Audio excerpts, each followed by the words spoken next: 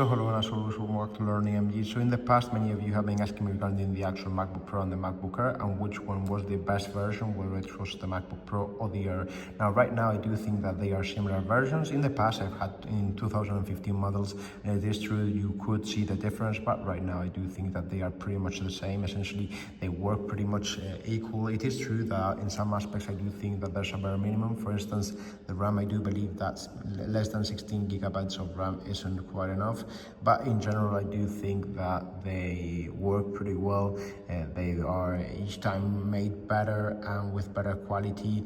And I do think that in general, it is true that maybe if you're an interior designer or you're an architect or you are a video editor and you film some stuff, then maybe it is indicated that you would buy a MacBook Pro because there's a slightly benefits. But in general, I do think that they work pretty similarly. So I wouldn't actually, for 90% of the population, I would say that they function exactly the same, okay?